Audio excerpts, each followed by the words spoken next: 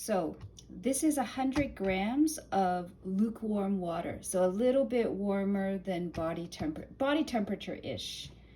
And then I'm going to put in some starter, so 20 grams, so the ratio is 1 to 5.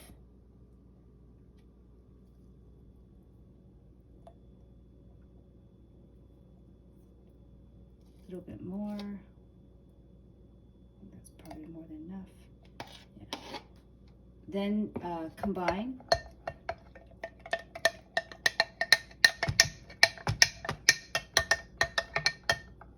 And then I'm just going to add in 100 grams of flour.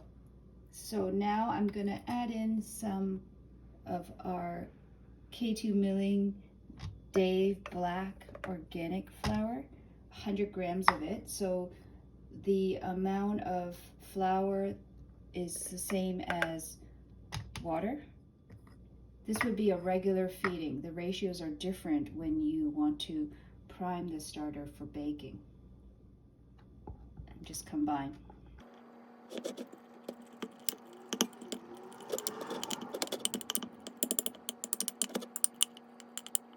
So once all the clumps are out, it's basically ready. And then cover it with something that is porous so it can breathe. I'm told that it's not good to have it airtight, so I usually put a piece of cloth on it and then something that has like a ring or something like that, or it could be a piece of cloth with elastic. So Lori, this is the one for you.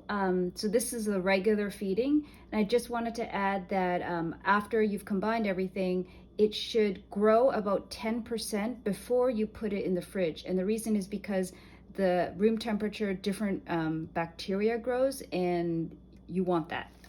If you put it in the fridge right away, it might get to kind of vinegary sour taste, different taste. So what I'm gonna do is I'm gonna put an elastic at the level of the starter, just so that we can see how much it grows. So I'm gonna wait till it's like a little bit above 10%, and then I'm gonna put it in the fridge for you. Making the starter in preparation for baking. I actually started it last night.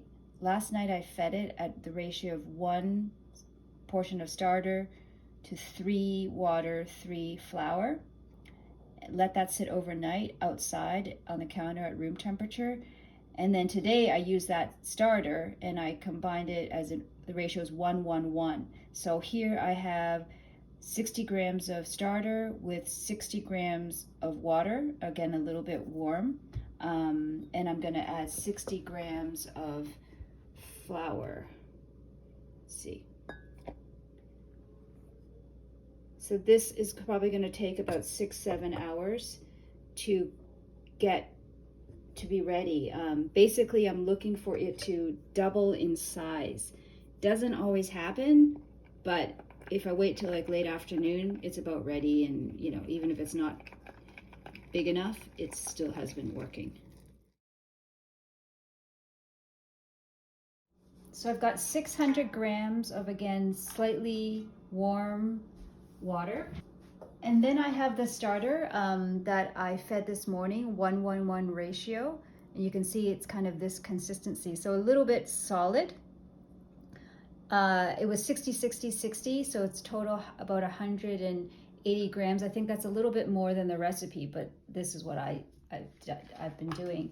So I'm just gonna put it all into the water, and so you can see that it floats, and apparently that is a sign of the starter being in a good state for this.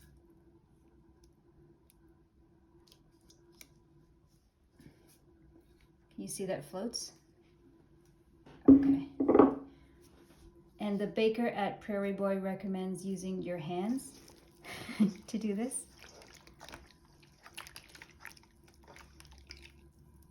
Just making sure it's all dissolved before I put the flour in. So after dissolving the starter in the water, I'm gonna add in the flour. So I need a total of about 860 grams. It needs to be adjusted depending on the flour. Some require more water, some less. And I'm putting Ferdinand here. That's one of the K2 milling flours that is really good for making the bread big. So I think I'm going to put in about 300 of Ferdinand, and then do the rest, 560 grams of Dave Black, more or less.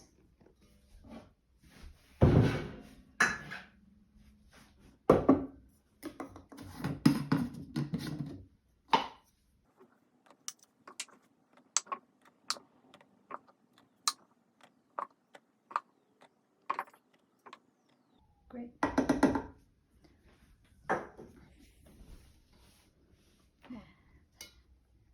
So now I'm just going to mix it all together.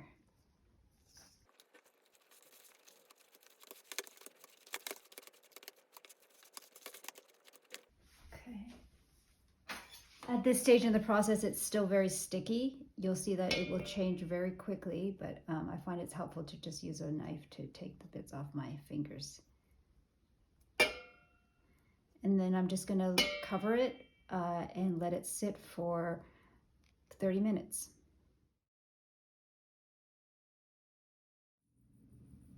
Just weighing out sugar, salt. The recipe calls for 20 grams, but I've just been using about 15 grams, and I've found that it's enough if you want to reduce your salt.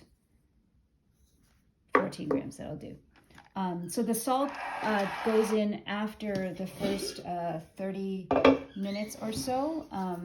So I'm just going to sprinkle it in.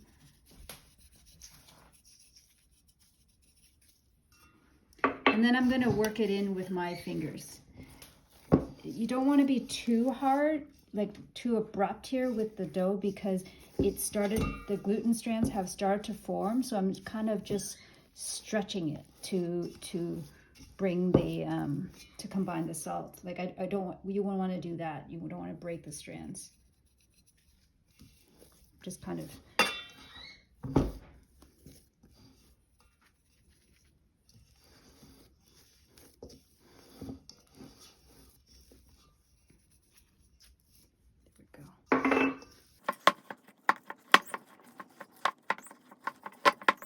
See, already the dough is a lot drier than it was, or I don't know if dry is the right word. Okay, so now I'm going to do the first stretch and fold. Just take your fingers down on one side and kind of gently stretch it out, not to break the strands, but more to encourage them to get long. Then turn the container 90 degrees, do it again. So all together, I'm going to do this about, that's not very pretty. Yeah, didn't combine some of this very well, but it'll get combined. So I do this a few times, about 4, maybe 5, just to make sure you get through it all. And then I'm going to leave it for about 25 minutes. So this is the second stretch and fold. Again, gentle stretching. You see it's already becoming softened, and you'll feel a change from the last time.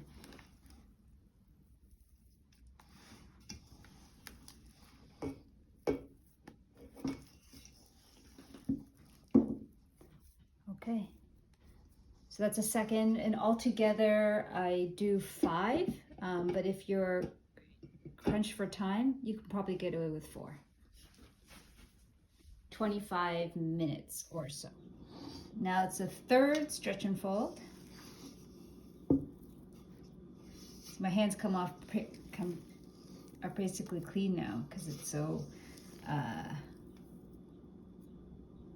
don't know how to say it. It's stuck together.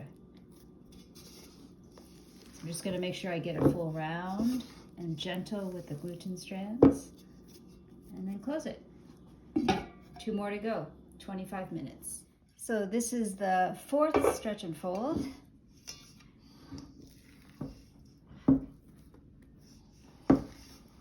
It's getting really light now.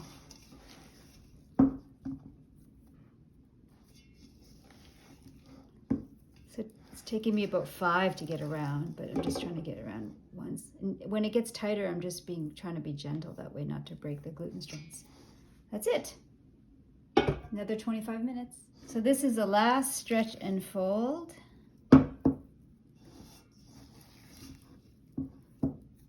It's nice and soft and almost jelly-like now. And it'll get more so. Okay. There we go. So now I'm going to let it sit for about 2 hours at room temperature covered. This is called the bulk fermentation stage. So now we're ready for shaping. I've been waiting for 2 hours, and you can see the dough has grown after the bulk fermentation. So I think it's about right because it still stays dented when I poke it, but it's not like flabby and it doesn't stay. I'm going to use this, something firm, like a spatula. I wet it a bit so it doesn't stick as much. I'm going to take it out.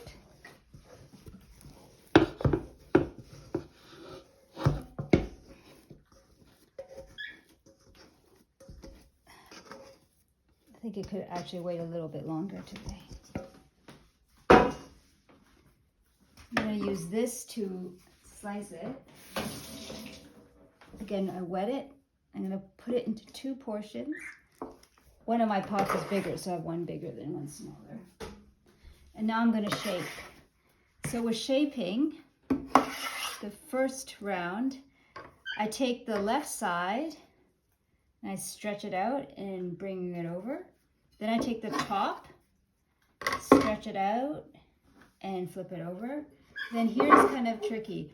I have to hold the top firm against the flat utensil, and then push it like this so that it kind of rolls over. Then I turn it clockwise 90 degrees, take the left side again and repeat once. Again, I'm going to be trying not to be too rough because I don't want to break the gluten. There we go.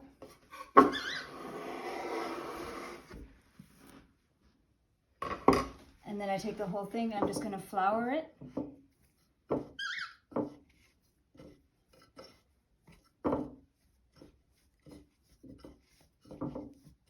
This, and then put it in one of these baskets, a Benetton, to let it just sit for about 15 minutes. You can use a bowl that's about the right size and put like a tea towel and hold the tea towel in place with an elastic. I did that before I had these Benettons, and I think I lightly dusted it so that it doesn't stick as much. I'll now do the second one. This one is smaller for my smaller pot.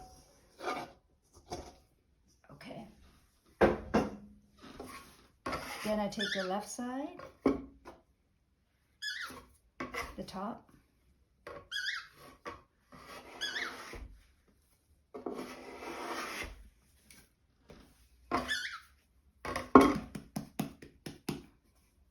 left side again, top, oops,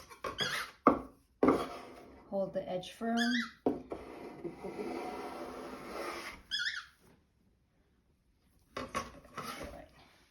and then I'm going to dust it.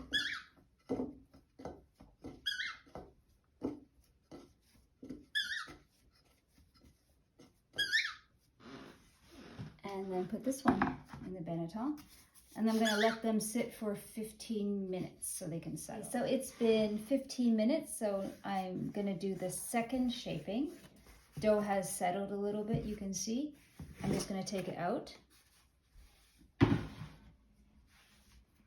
And then I'm going to stretch it out a bit to make it kind of like a pancake.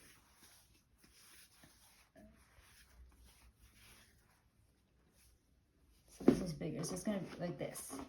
So the second shaping, you take the bottom, you fold it up about maybe 2/3 of the way, then stretch out both sides, fold one over, fold the other one right over, then leaving a big lip, I'm going to turn this in, then stretch this over,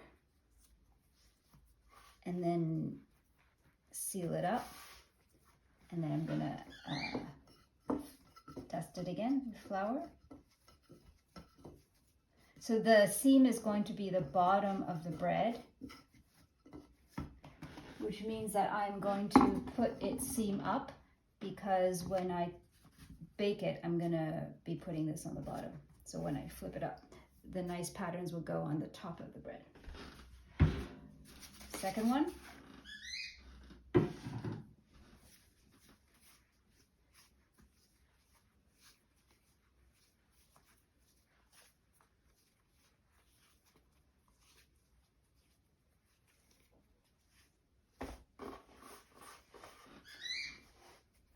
Notice it's not really necessary to flour the surface because I'm working pretty quickly.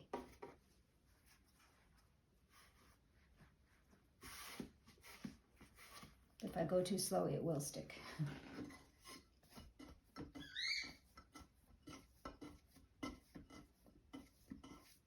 Okay.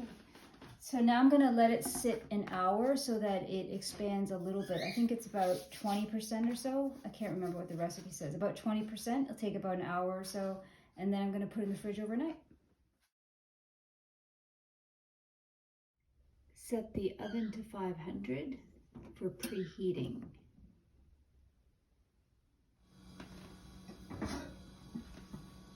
I'm gonna preheat the cast iron pots.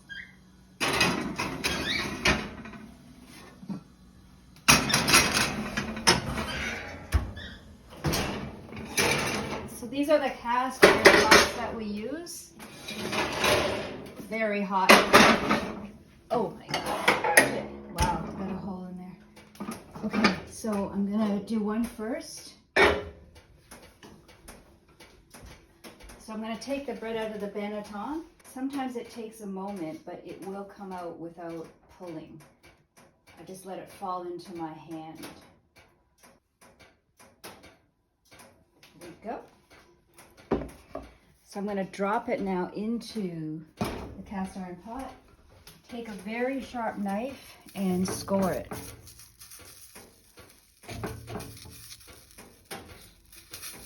So it doesn't blow up, basically.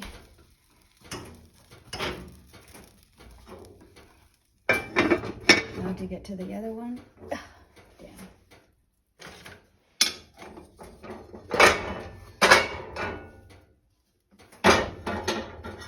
It's not easy. Second one.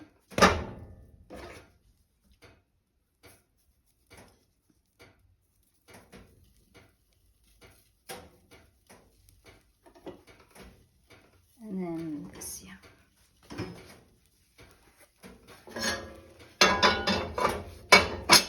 Great. Put it back in the oven. So the oven is now at, wow, it's like over 500 here. It's really hot. Oh. I don't know why it's so hot. So now I'm going to turn it back down to 400. And it'll bake for 20 minutes with the cover on, and then I'm going to take the cover off. Just want to add that the breads, I took them out of the fridge to come to room temperature at about the same time I preheated the oven, so maybe like half an hour, 45 minutes. Time to remove the lids. Whoa, this is really hard. Show.